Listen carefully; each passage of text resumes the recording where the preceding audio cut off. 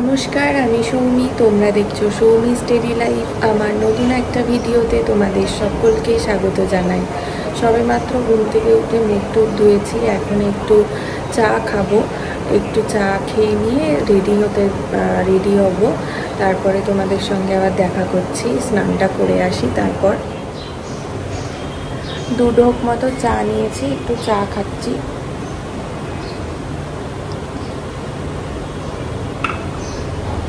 আমার স্নান হয়ে গেছে, একবারে বাইরের জামা কাপড় পরেছি, বাড়ির জামা আর পরিনি। তবে এটা সম্পূর্ণ ধোয়া কাচা, তাই জন্য একটু ঘরের ঠাকুরকে পুজোটা দিয়ে নিয়ে তারপর বেরোবো।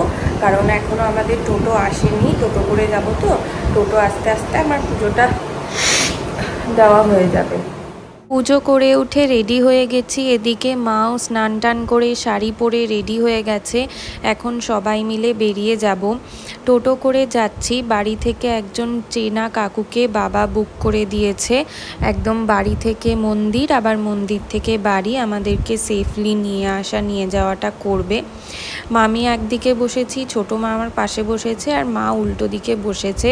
আর আমার সাইডটা একটু ছাতা দিয়ে গার্ড করে রেখেছি। এত রোদ সকালবেলা একদম কাঠফাটা রোদ হচ্ছে, আর বিকেলবেলায় মুষলধারে বৃষ্টি হচ্ছে। এই হচ্ছে বহরমপুরের ওয়েদার।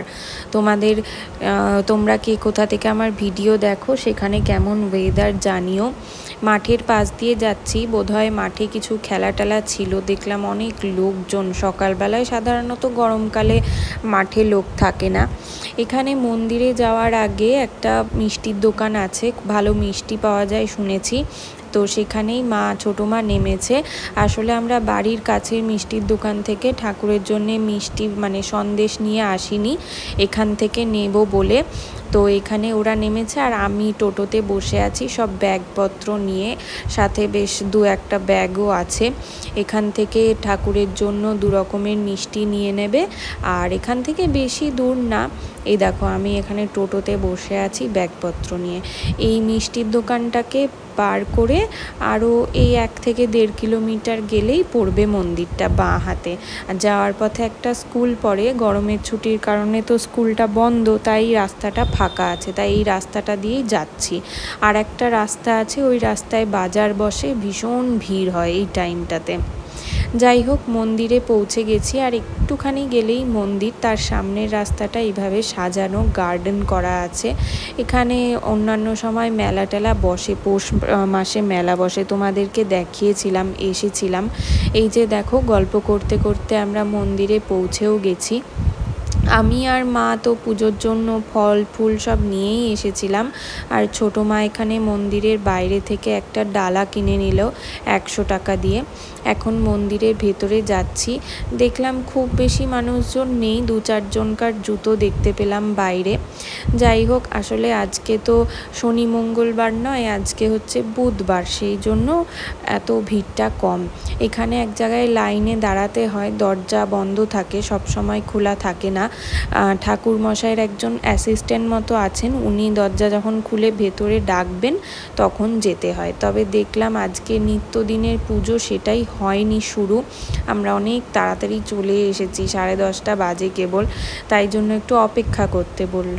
এই যে এখন এটা পুজো শুরু হচ্ছে, ঠাকুর মশাই প্রথমে এই মাঝখানের দরজাটা খুলে দিলেন, যাতে আমরাও একটু মাকে দর্শন করতে পারি। দিয়ে সব জোগাড়জান্তি করে মায়ের পুজোটা এখন বসানো হলো। আগে মায়ের নিত্যদিনের পুজো হবে, তারপর আমরা যারা দর্শন করতে এসেছি, পুজো দিতে এসেছি, তাদের পুজোটা হবে। তাই জন্য যারা এসেছে আমরা সবাই বাইরে বসে অপেক্ষা করছি। অপেক্ষা করতে করতে আমি একটু ভিডিও করে নিলাম, কারণ এটার ভেতরে, এই গেটটার ভেতরে ভিডিও করাটা অ্যালাউ নেই। ঠাকুরমশাই খুব অসন্তুষ্ট হন, উনি বলেন যে মায়ের এখানে এসে ভিডিও করবেন।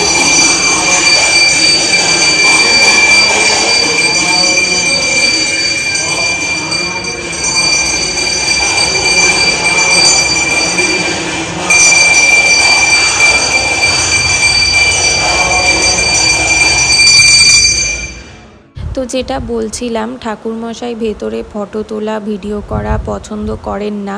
মানে মায়ের কাছে গিয়ে আবার সবসময় ভিডিও করাও কেমন লাগে, একটু নিশ্চিন্তে বসা, একটু প্রণাম করা, এগুলোই ভালো লাগে। যাই হোক, আমি বাইরে থেকেই ভিডিও করলাম।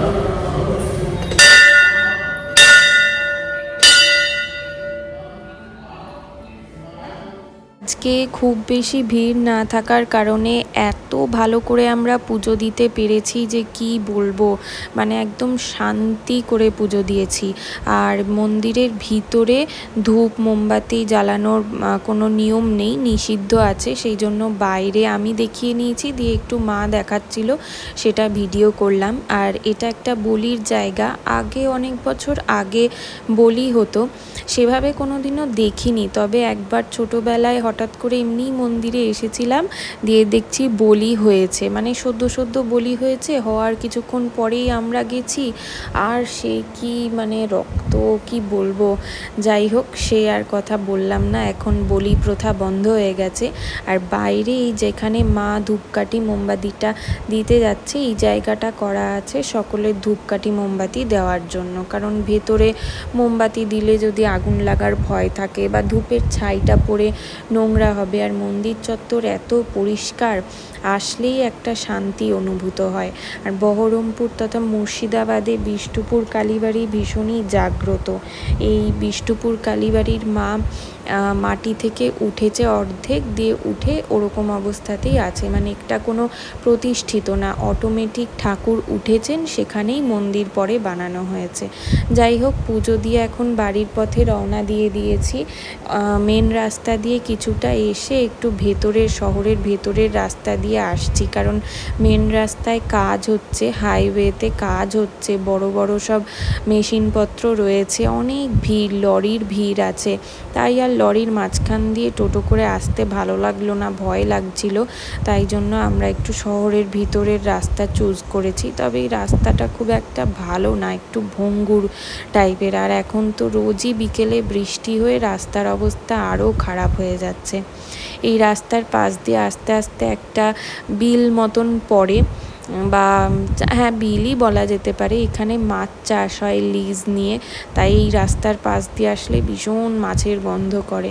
যাই হোক, গল্প করতে করতে বাড়ি চলে এসেছি। আগেই তো পেট ভরে একটু জল খেলাম, এখন জামা কাপড় ছেড়ে হাত পা ধুয়ে আগে ঠাকুরের সন্দেশটা খাবো, দিয়ে একটু মুড়ি খাবো।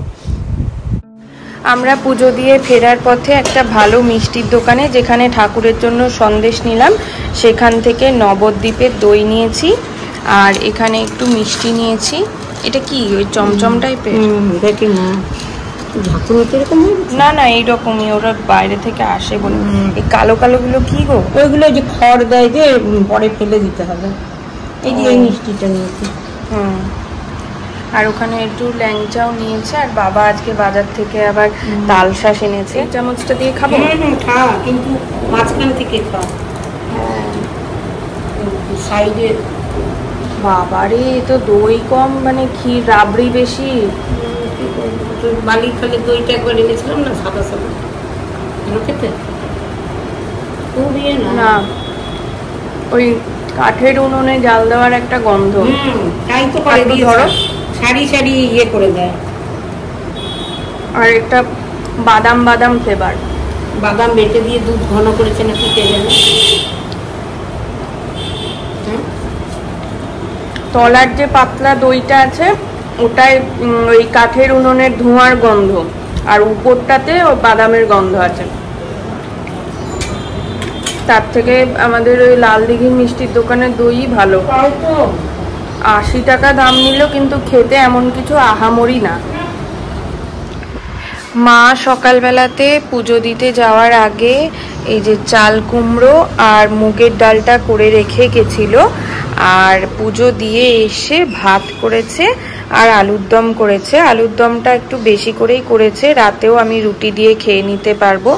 আজকে আর শশা নেই, কারণ আমরা দই কিনে এনেছি, ওই যে দইটা বার করে রেখেছে। আজকে আমরা নিরামিষ দুপুরবেলায় খাবার খাবো, পুজো দিয়ে এসেছি তাই। আর এখানে একটু বাবা গন্ধরাজ লেবু এনেছিল, সেটা কেটে রেখেছে। 2 টুকরা কেন, আর 1 টুকরা লাগবে না? চলো তাহলে আজ ভিডিওটা এই পর্যন্তই রাখছি। এখন একটু শুই, সকালবেলায় উঠেছি তো ঘুম পাচ্ছে। তাহলে দেখা হবে নতুন একটা দিনের ভিডিও নিয়ে খুব তাড়াতাড়ি। ভিডিওটা ভালো লাগলে অবশ্যই লাইক করো, সাবস্ক্রাইব করো। টাটা।